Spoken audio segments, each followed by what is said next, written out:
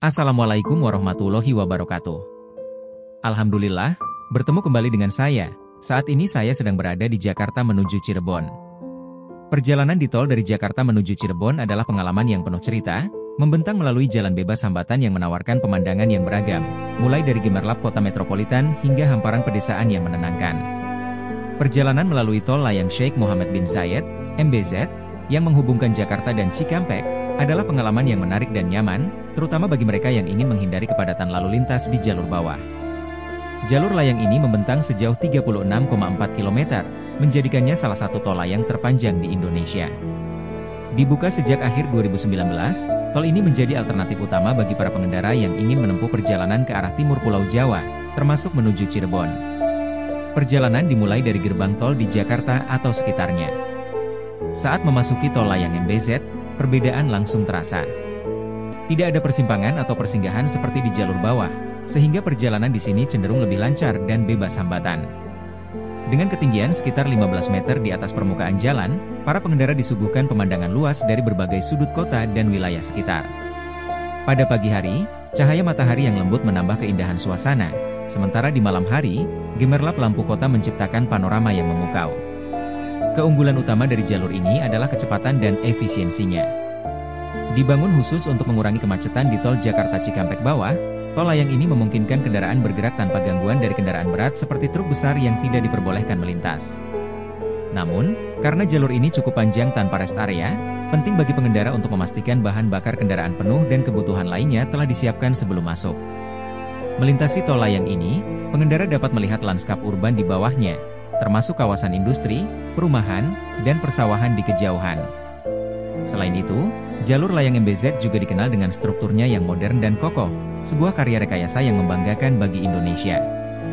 Setelah melewati tol MBZ, pengendara akan kembali bergabung dengan jalur utama tol Cipali, Cikopo Palimanan, untuk melanjutkan perjalanan menuju Cirebon.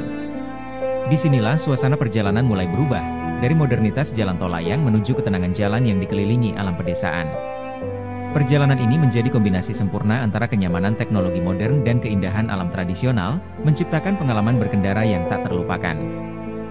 Dari Jakarta, ibu kota Indonesia yang ramai dengan hiruk-pikuk aktivitasnya, perjalanan dimulai.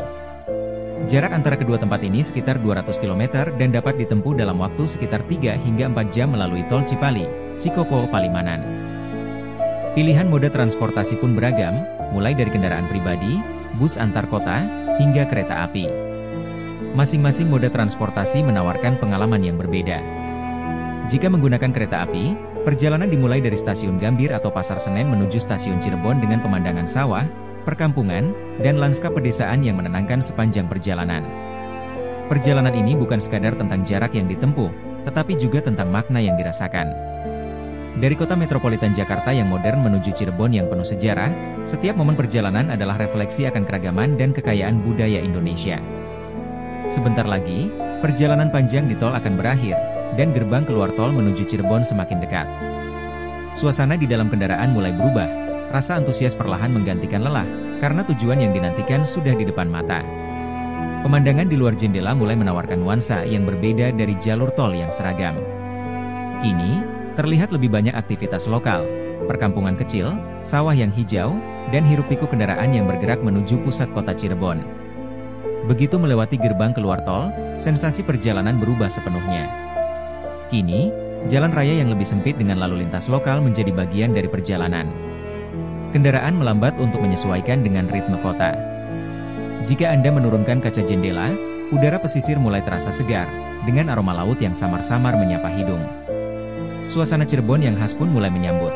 Deretan rumah-rumah tradisional dengan sentuhan arsitektur khas Jawa dan Tionghoa, warung-warung kecil di tepi jalan, hingga papan-papan penunjuk arah menuju tempat-tempat ikonik seperti Keraton Kasepuhan, Masjid Agung Sang Cipta Rasa, dan tentunya, Kompleks Makam Sunan Gunung Jati. Di sini, perjalanan berubah menjadi pengalaman yang lebih personal. Jalan-jalan mulai dipenuhi oleh berbagai aktivitas masyarakat lokal, beberapa orang sibuk di pasar tradisional, anak-anak bermain di halaman rumah, hingga para penjual kaki lima yang melayani pelanggan dengan senyuman. Suasana ini mengingatkan bahwa Cirebon bukan hanya kota sejarah, tetapi juga kota yang hidup, penuh cerita dari setiap sudutnya. Tidak lama lagi, kita akan tiba di tujuan utama, Makam Sunan Gunung Jati, tempat di mana sejarah dan spiritualitas bertemu. Ada perasaan tenang dan haru yang mulai meresap, mengiringi langkah selanjutnya untuk mendekatkan diri, bukan hanya ke tempat yang dituju, tetapi juga pada makna yang lebih dalam dari perjalanan ini. Sebentar lagi, pengalaman spiritual dan kebudayaan yang kaya akan segera dimulai, meninggalkan jejak kenangan yang akan selalu diingat.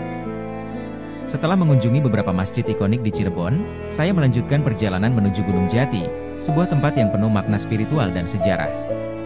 Gunung Jati tidak hanya dikenal sebagai situs alam yang indah, tetapi juga sebagai lokasi penting dalam sejarah penyebaran Islam di tanah Cirebon, terutama karena keberadaan makam Sunan Gunung Jati di sana. Setelah melewati perjalanan yang cukup memikat, akhirnya saya sampai di kompleks makam Sunan Gunung Jati, yang berada di puncak bukit. Tempat ini memiliki aura mistis dan spiritual yang sangat kental. Saya merasa seperti memasuki dunia lain, jauh dari hiruk-pikuk kota, hanya ada ketenangan dan kedamaian. Kompleks makam ini sangat terawat dengan baik. Masjid yang berdiri kokoh di samping makam memberikan nuansa religius yang mendalam. Makam Sunan Gunung Jati yang terletak di sana menjadi tempat yang sering dikunjungi oleh peziarah dari berbagai daerah, yang ingin berdoa dan mendapatkan berkah. Sejarah Sunan Gunung Jati. Sunan Gunung Jati, yang memiliki nama asli Syarif Hidayatullah, adalah salah satu dari Wali Songo, 9 wali yang memiliki peran besar dalam penyebaran agama Islam di Pulau Jawa, Indonesia. Beliau dikenal sebagai sosok yang sangat berpengaruh dalam perkembangan Islam di wilayah Cirebon dan sekitarnya, bahkan di Indonesia secara umum. Sunan Gunung Jati juga menjadi salah satu wali yang sangat dihormati, dan makamnya di Gunung Jati, Cirebon, menjadi salah satu tempat ziarah penting bagi umat Islam. Sunan Gunung Jati lahir sekitar 1448 M. Beliau adalah keturunan langsung dari Rasulullah Shallallahu Alaihi Wasallam melalui Fatimah Az-Zahra dan Ali bin Abi Thalib, yang menjadikannya seorang sayyid, keturunan Nabi Muhammad Shallallahu Alaihi Wasallam. Menurut sebagian sumber, Sunan Gunung Jati memiliki hubungan dengan Kerajaan Majapahit melalui garis keturunan dari raja-raja yang ada pada masa itu. Ia juga disebutkan pernah belajar ilmu agama Islam dari berbagai ulama besar di Timur Tengah, termasuk di Makkah dan Madinah. Hal ini membuatnya memiliki pengetahuan yang sangat luas dalam bidang agama Islam. Perjalanan dakwah. Setelah menempuh pendidikan agama di Makkah, Sunan Gunung Jati kembali ke tanah Jawa untuk melanjutkan dakwahnya.